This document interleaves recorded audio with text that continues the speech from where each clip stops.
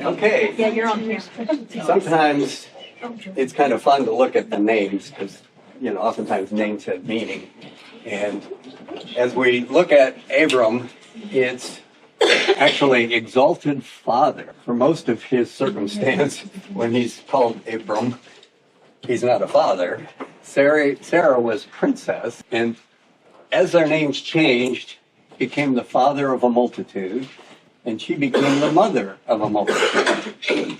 And so when God changed their names, it was fulfilling the promise that he was making earlier on.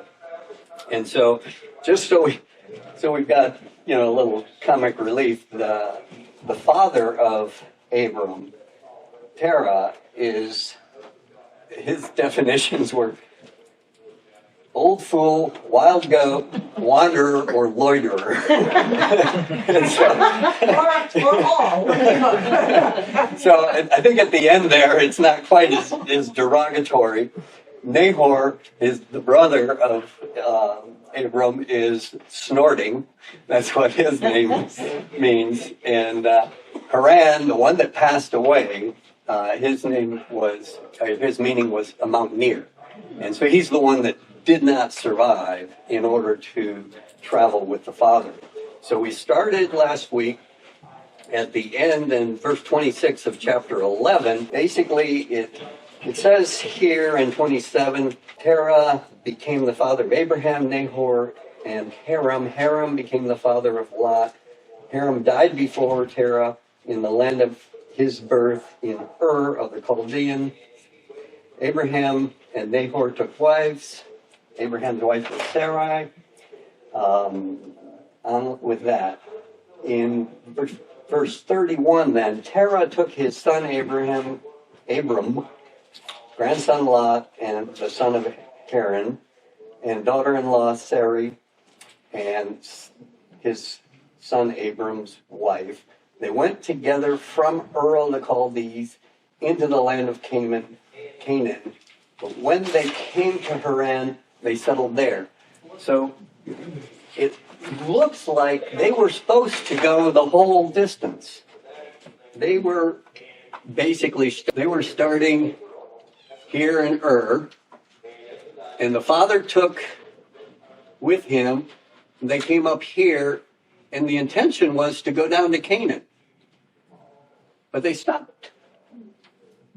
And as we look at this, they ended up staying in Haran for some time, and that's where the father passed away. And that's where Abram gets his call to go to a land that I will show you. When we look to the New Testament, somebody look up Acts 7, 2. We've got Stephen talking here. I got a question real quick for you. Yeah. Don't mind while we're looking that up. Can you explain Nahor Milcah, the daughter of Haran? Yeah. That's his niece? Yes. I just want to make sure. He married his niece, Lot's And Abraham and sister. Sarah were kin too, somehow. Yeah. Okay. Later we learn that Sarai is his stepsister. Yes. We learn that And different fathers. later on. Okay. Different mothers, same I just want to father. make sure because I kept rereading that. So that's kind of where we are there. Who has Acts 7:2? And Stephen said, "Brothers and fathers, hear me.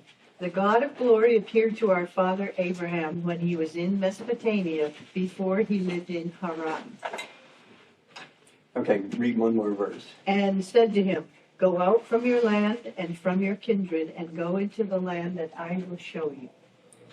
Okay, so he actually, it's kind of strange because the call was to go to Canaan.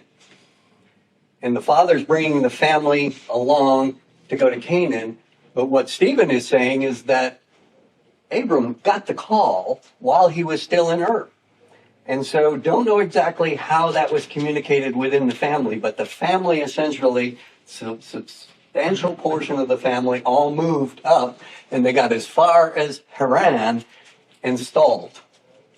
But their intent was to go all the way to Canaan, and that didn't happen. And then, so now when we pick it up in chapter 13, or chapter 12 rather, the days of Terah were 205 years. He died in Haran. So we don't know if he died after Abram left or if he died and Abram left.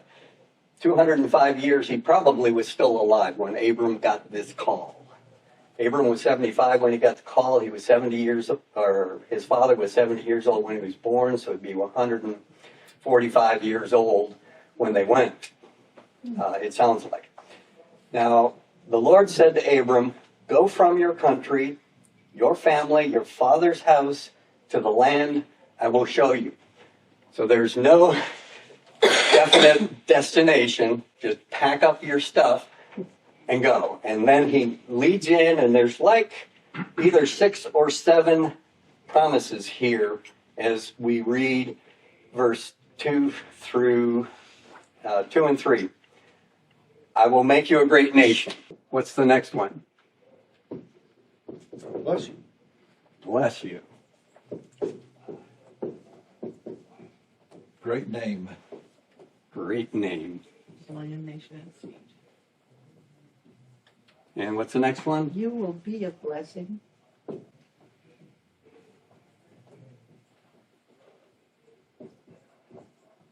And next? And then God will bless those who bless Abraham.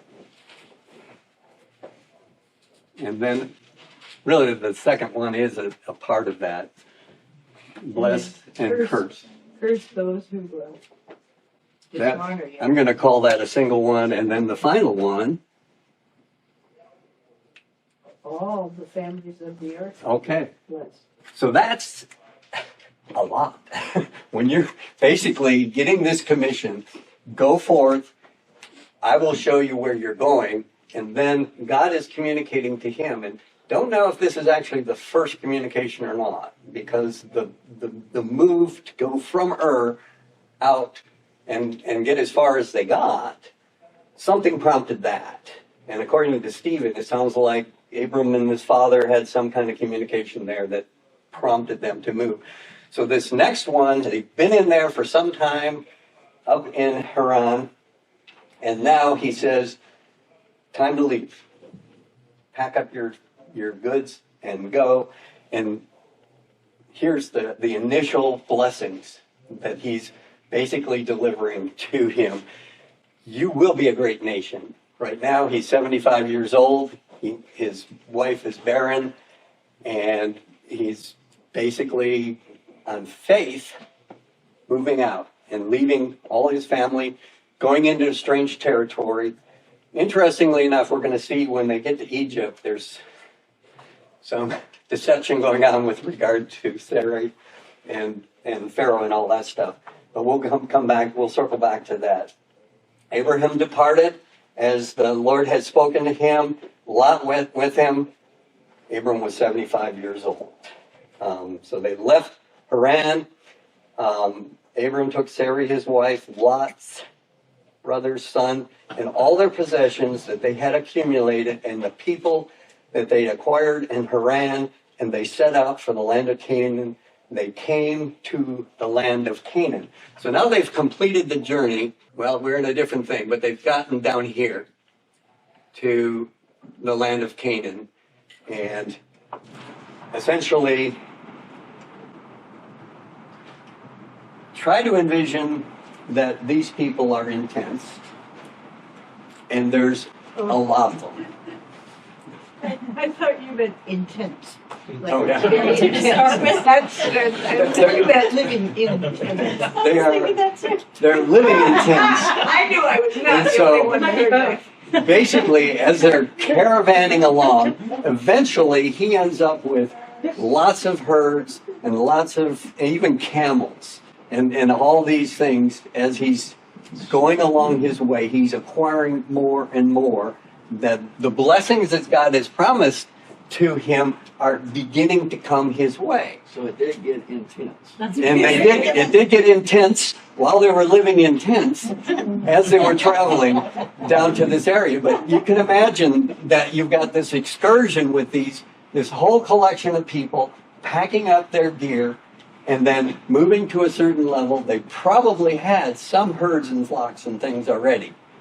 That was part of their possession because that's what they were, their lifestyle was. So they're having to move in mass into a territory that's already occupied.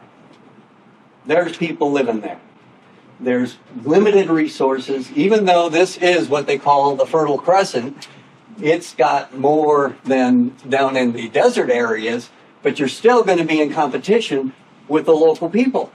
As you're traveling through the area, your herds are going to be, eating, and you're going to be requiring stuff. And so it's not an easy thing to just pack up everything you've got and move. And so that's what they were facing at this point. Verse 6, Abraham passed through the land to the place of Shechem, and to the oak of Moreh.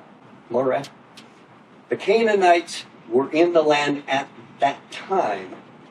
So now we've got the Lord, he's made his journey.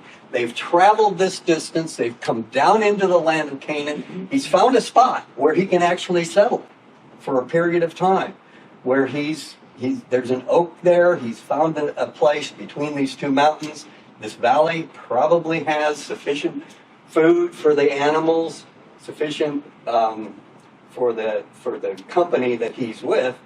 And so in verse 7, the Lord appeared to Abram and said, here's the continuation of the promise. To your descendants, I will give this land. Before, I was going to show you where you're going. Now, this is yours. You've arrived. So he built an altar to the Lord, who appeared to him. From there he continued on to a mountain to the east of Bethel and pitched his tent, having Bethel on the west and Ai on the east. Another nice valley. He's between these two mountains. There's sufficient grazing, probably water. Built another altar to the Lord and called on the name of the Lord. Then Abram continued his journey toward the Negev. So now he's actually found this spot. He's been promised the land. The Negev is sort of a nebulous kind of territory because there's this wedge down here that's below the Dead Sea and actually comes up almost as high as Jerusalem. The whole area is called the Negev. And don't know exactly why he kept moving at that point, but what happens next is, now there was a famine in the land. So probably those areas that they were staying in were beginning to become sparse. They're grazed out. We can't stay in this nice fertile valley anymore because there's a drought. We're going to have to move to another area. So he's moving to the south, and then eventually he ends up having to go, in verse 10, there was a famine in the land, so Abram went down to Egypt and lived there. So now we've actually got him going from the Negev over here into Egypt, and fortunately, at that point in time, Egypt basically, apparently, was not having the same type of extreme famine. And so then he's going to be there for a while. Now we get into his strange adventures. When he was getting near Egypt, he said to Sarai, his wife, I know you're a beautiful woman. Good line. Therefore, when the Egyptians see you, they will say, this is his wife. They will then kill me, but they will let you live. So say you are my sister, so that I may be treated well for your sake. Then my life will be spared because of you. And so this deception sounds like this is the first time it happens. But what we discover later, he does this again. With what king? Abimelech.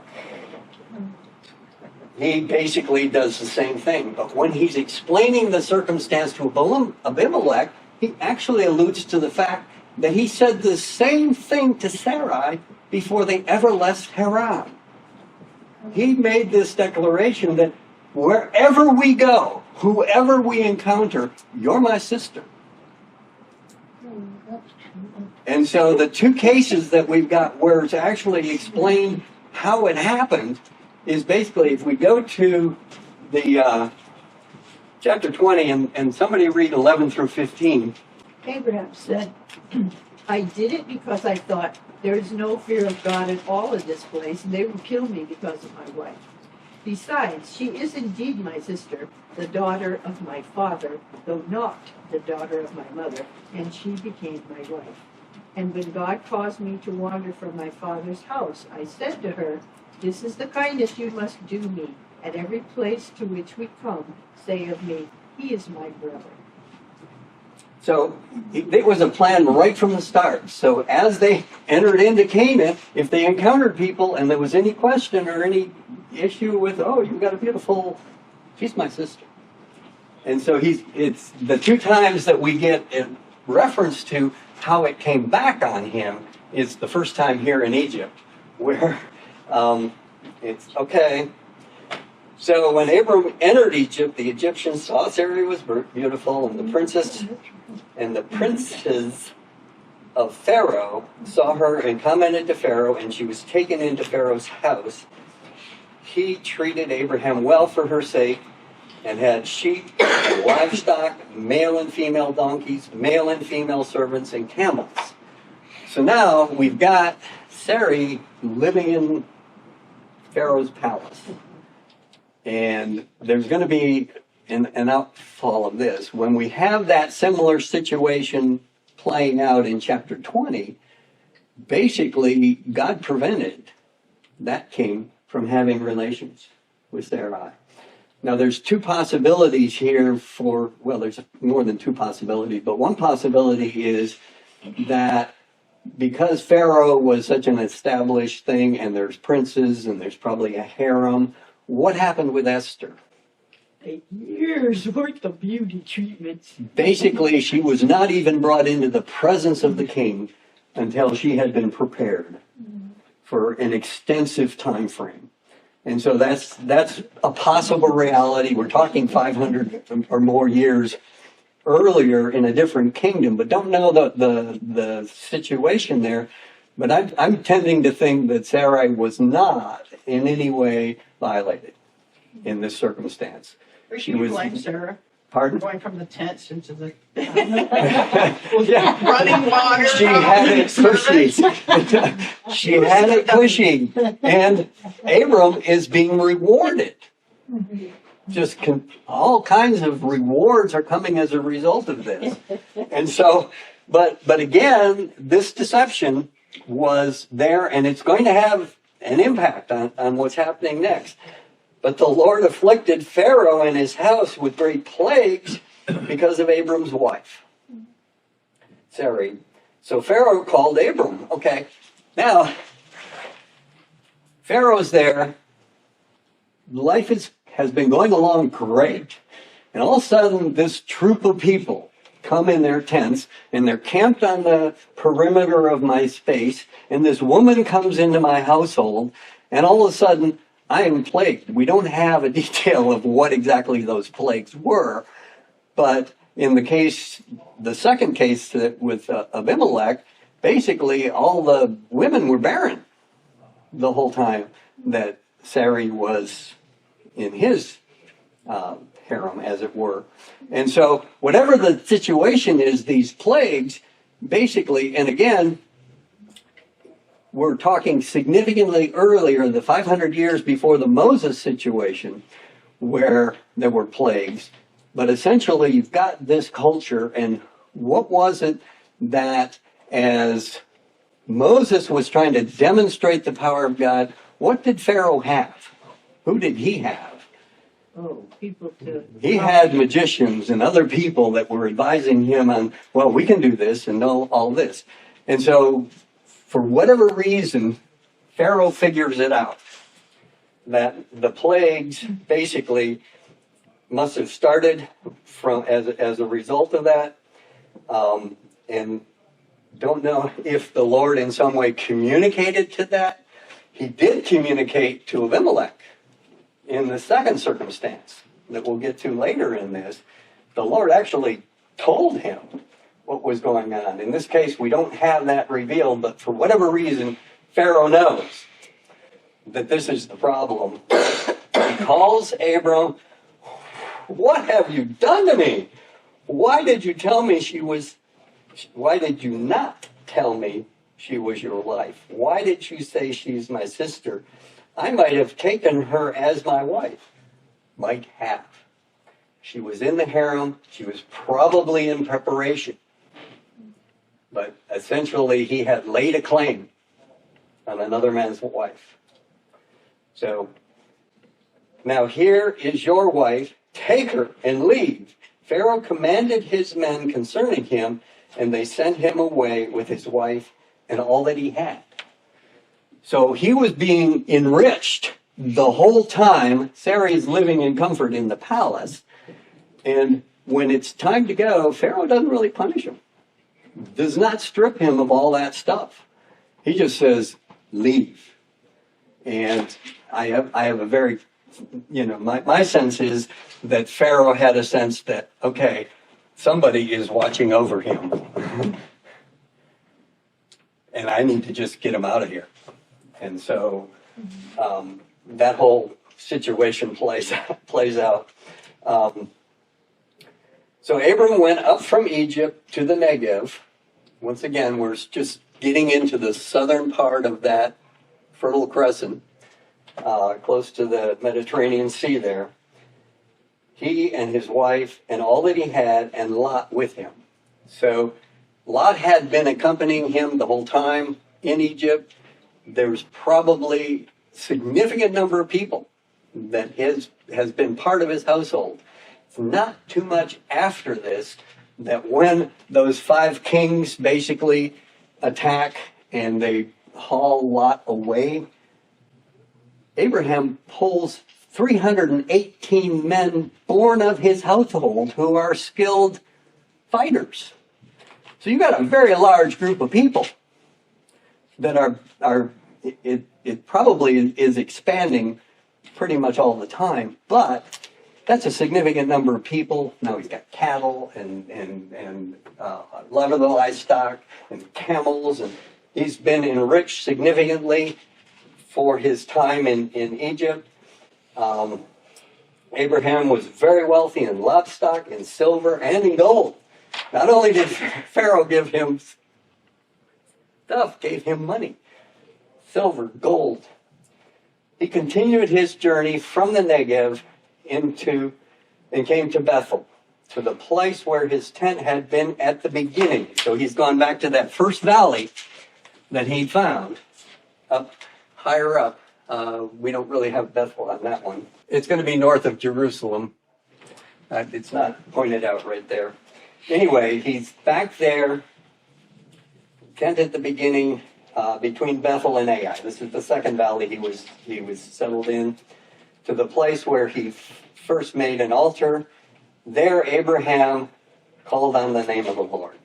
Okay, back in the land, he's had this excursion. Probably the adverse climate has softened. The valleys are restored. They can once again feed their flocks. Now Lot, who went with Abraham, also had flocks and herds and tents. So not only was Abraham enriched by this travel and this time in Egypt, so was Lot. But the land was not able to support them both dwelling together because their possessions were so great, and there was strife between the herdsmen of Abraham's livestock and the herdsmen of Lot's. The Canaanites and Perizzites dwelled in the land at this time. So it's not just Abraham and Lot.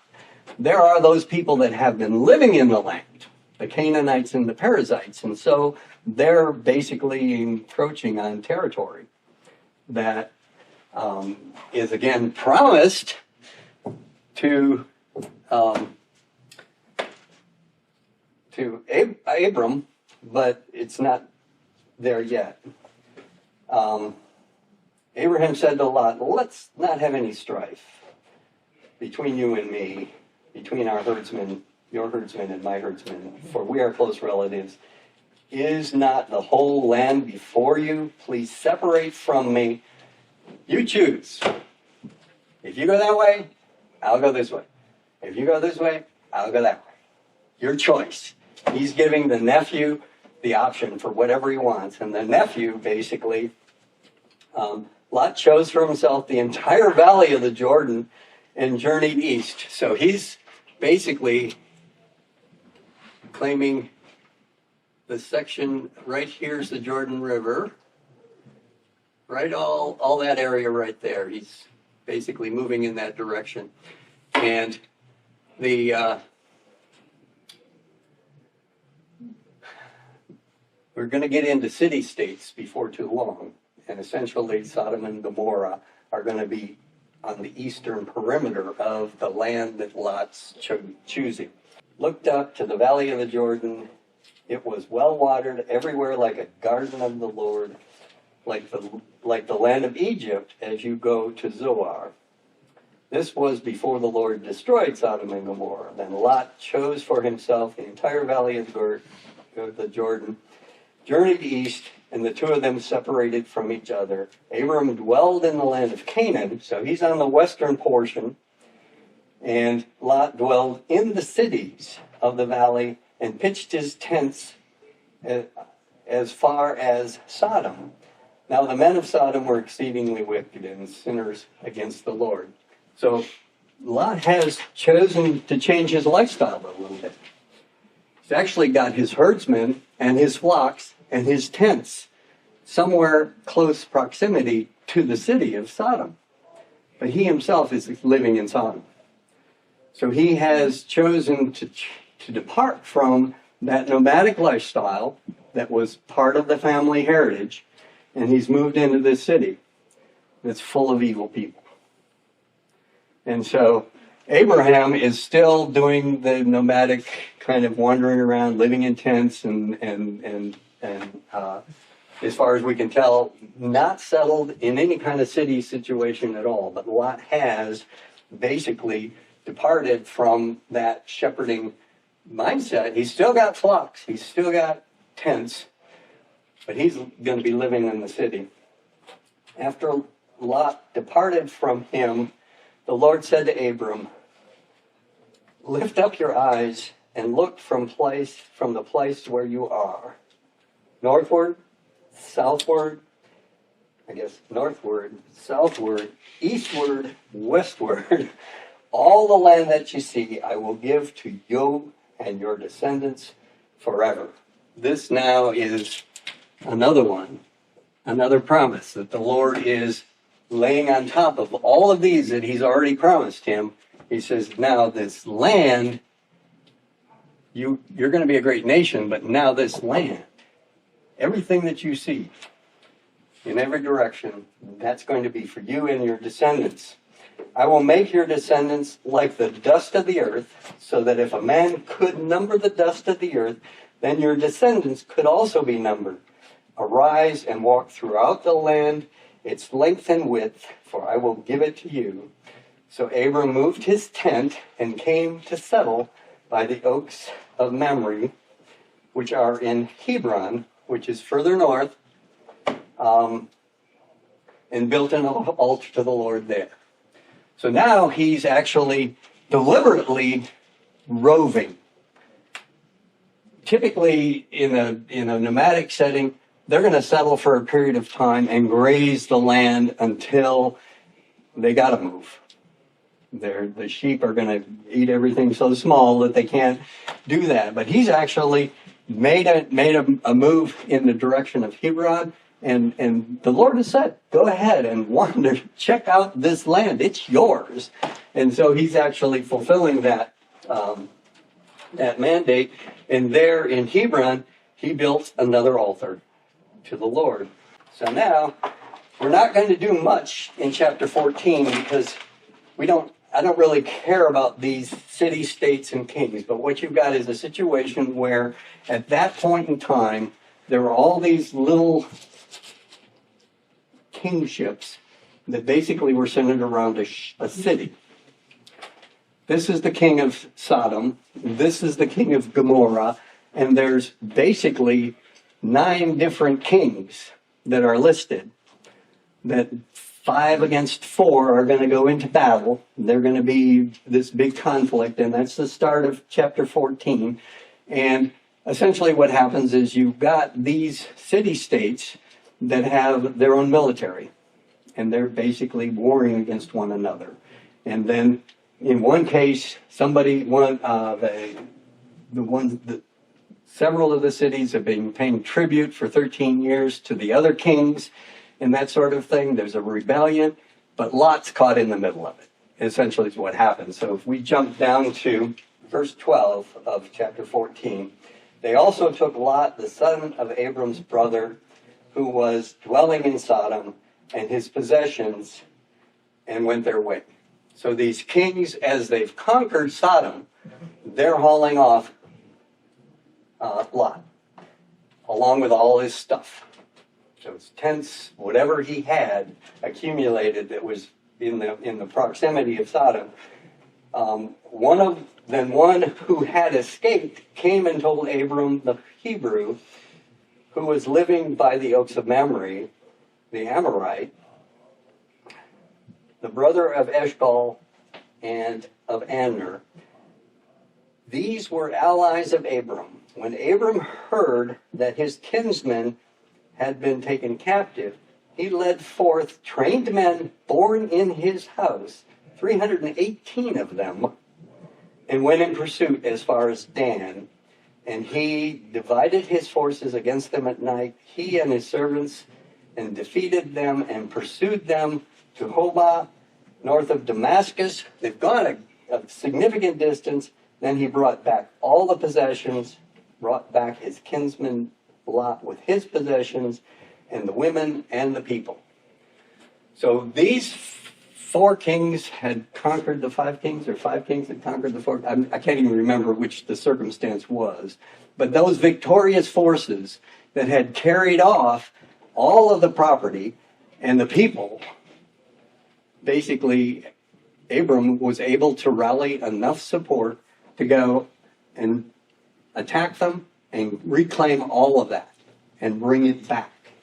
And so as he's coming back in this victorious thing, we meet somebody who's quite interesting.